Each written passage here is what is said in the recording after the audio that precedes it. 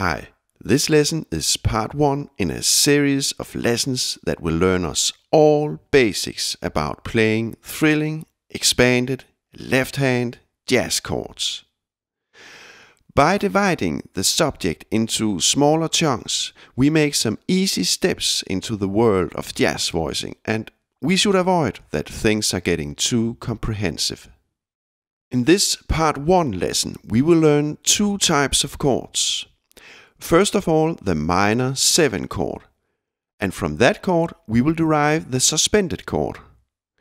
We will develop some simple techniques, and we will make some useful exercises to master the chords in all 12 tonalities.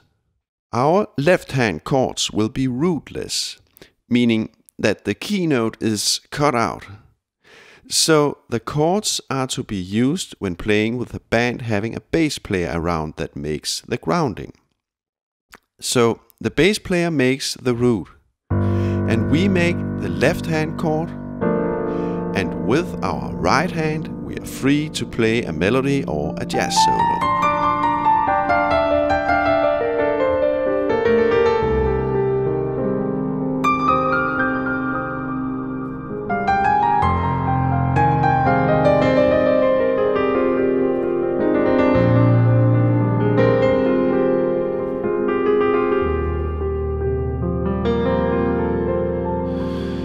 Okay, let's get started. Place your left hand like this. A stack of thirds, right?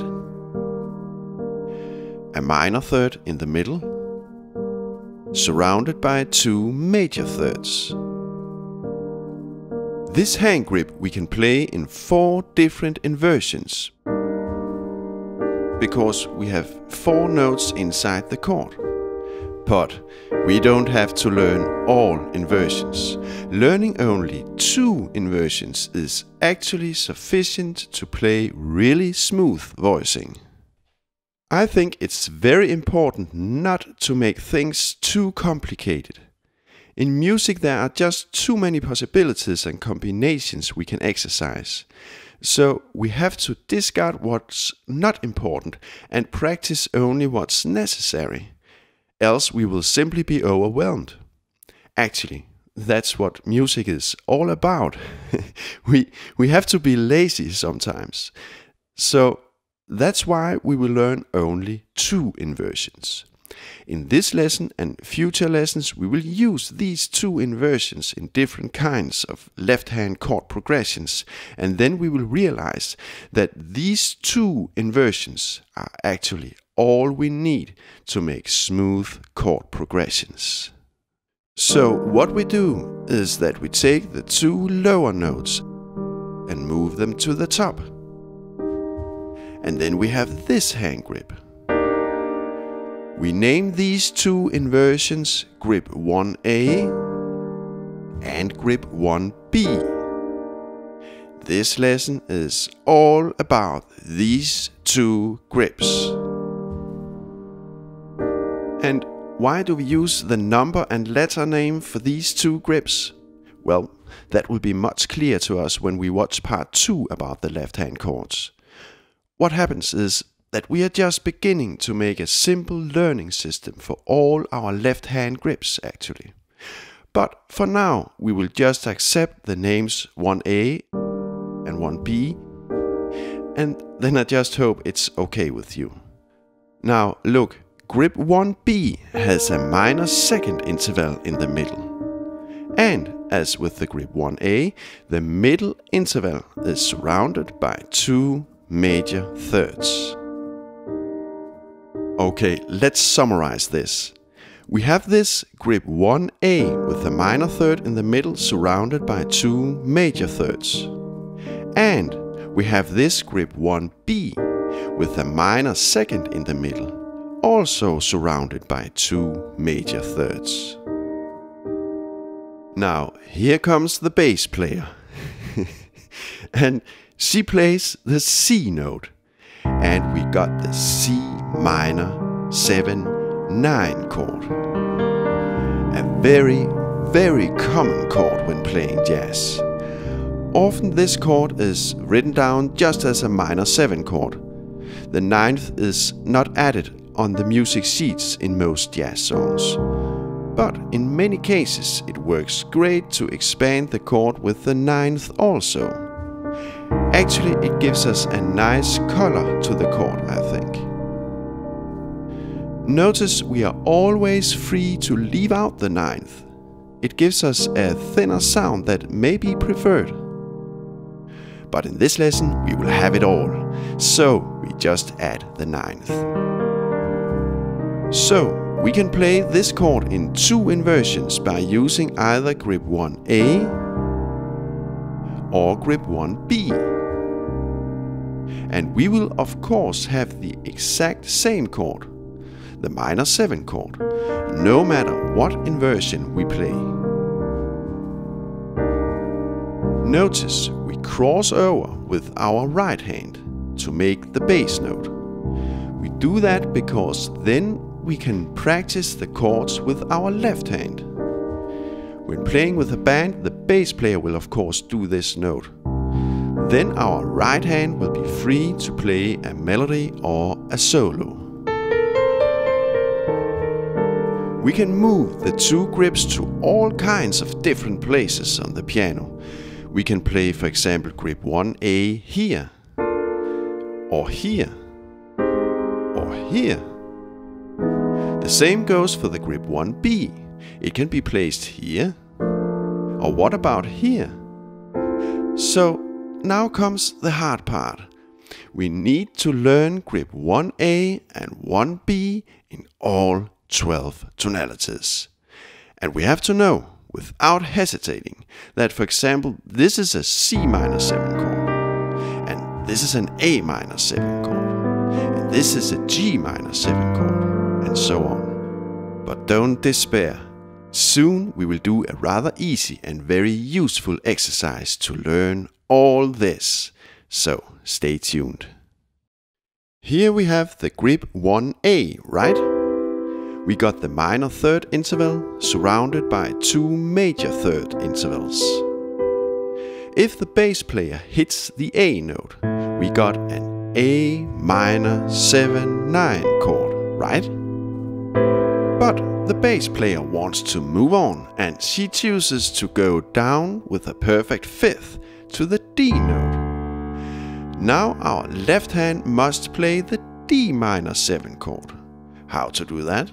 Well, we simply just move the 2 upper notes a whole step down, and here we got the D minor 7 chord.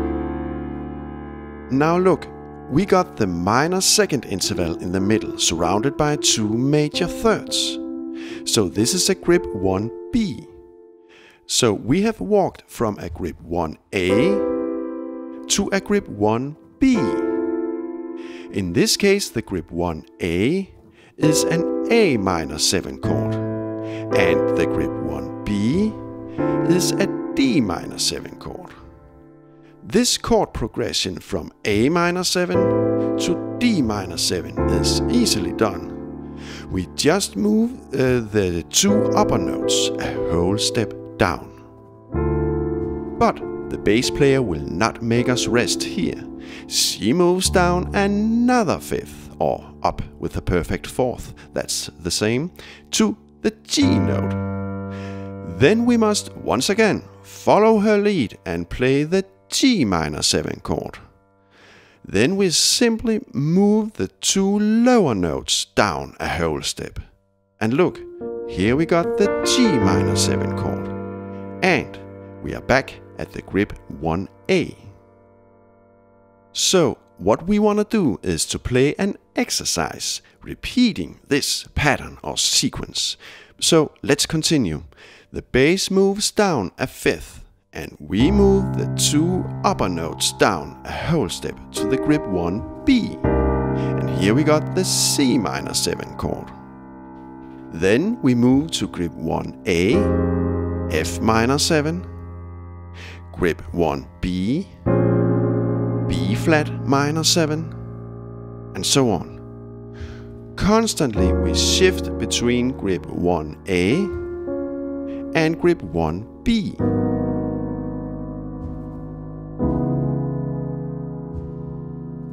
moving either 2 lower notes down a whole step or the 2 upper notes down a whole step.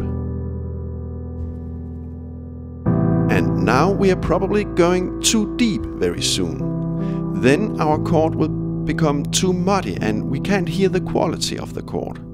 So we just take this A minor 7 chord and move it up an octave, and we start all over with our exercise.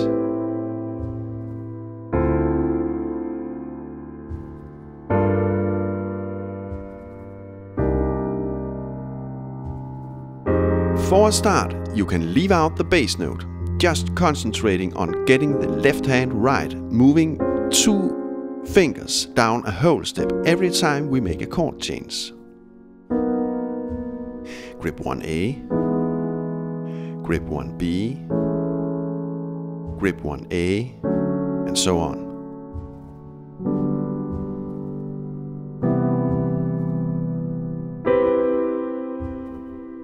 Then put on the bass.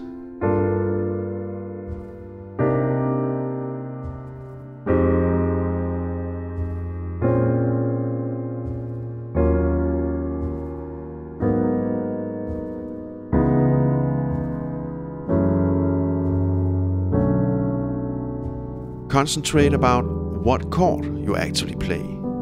Say them out loud. E minor 7, A minor 7, D minor 7, G minor 7, C minor 7, F minor 7, B flat minor 7, E flat minor 7. This is a good way to memorize the chords. In that way, you will quickly be able to play the different chords random. So if you, for example, are told to play the B flat minor 7 chord, you know right away that this chord is located here, right? Okay, maybe you have noticed that with this exercise we actually play the minor 7 chord in all 12 tonalities.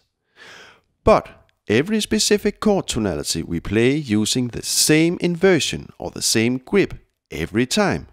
So, for example, the D minor 7 chord we play here every time using grip 1B. But the D minor 7 chord is also located here using our grip 1A. And in our exercise we never hit this D minor 7 chord with our grip 1A.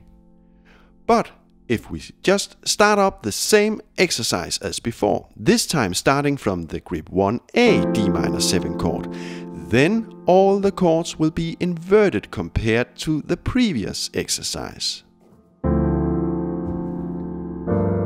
So we just have to make an additional exercise inverting the chords, right? Then we have played all 12 tonalities in both inversions.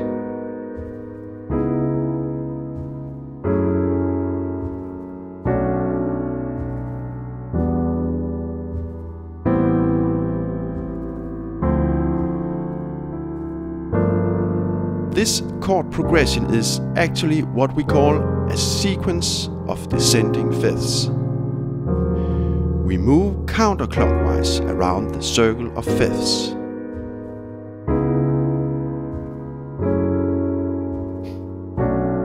This kind of progression is very used in all kinds of music. That's why it's such a good thing to practice descending fifths when learning a new type of chord. So we just can't do this exercise enough.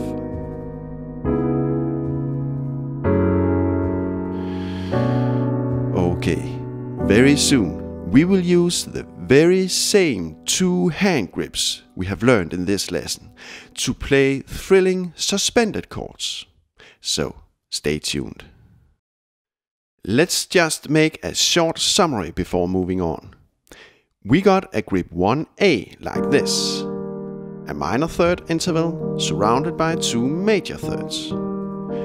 We play this hand grip in only one other inversion, and we call this inversion grip 1B. If we add the correct bass note to the grip, we got the minor 7/9 chord. This chord type is often written down just as a minor 7 chord. But in many cases, it sounds great to add the 9th, and in that way we can expand the chord, making it more jazzy. By doing an exercise based on a sequence of descending fifths, we can learn the minor 7 chord in all tonalities. And furthermore, we will practice this very natural progression from one chord to another. Okay, let's move on. With our 2 grips, we can actually also play suspended chords. What we just have to do is to move the bass note down with the perfect fifth while letting the left hand stay put. For example, if we have the F minor 7 chord here, then we just lower the bass note with the fifth to the B flat note. And listen, we got a really nice suspended chord. It's a huge, expanded 7, 9, sus 13 chord. Now let's do the exact same exercise as before, but now we will play suspended chords instead of minor 7 chords. And here we go. You see, everything is just as before. We walk counterclockwise around the circle of fifths.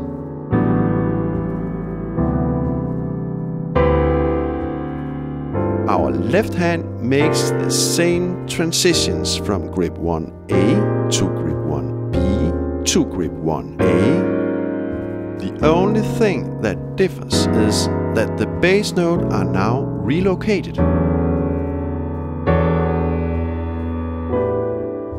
The result is that the quality of the chords has completely changed. We do not play minor 7 chords anymore. We play suspended chords. I really like when we are able to reuse stuff we have already learned. In this case, we use the exact same 2 grips, but the sound is completely different.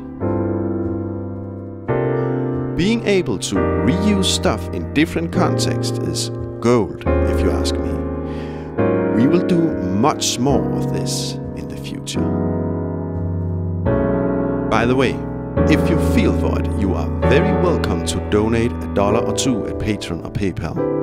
In this way, I can cut down the hours at my regular job and in return make more new jazz lessons. But important, don't feel obligated to donate anything.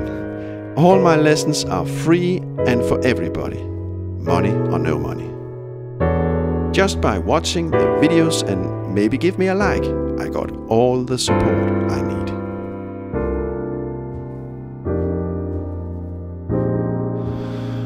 Okay, this lesson and the next few lessons together make the very basic groundwork when talking expanded left-hand jazz chords. In the future, we will use this groundwork for so much fun, that's for sure. In the next lesson, we will add the dominant 7 chord. It happens that this chord quality is very easy to reach from our 2 grips we have learned in this lesson. I will show you how, and we will learn much more thrilling stuff about the left-hand jazz chords. Hopefully, I will be done with the next video in about 3 weeks from now. Meanwhile, you can rehearse the exercises shown in this lesson. Most important is to memorize the minor 7 chords. You can wait with the suspended chords for a later time if you want to. Well, see you in about 3 weeks and enjoy music. The best and warm regards from Oliver Prehn.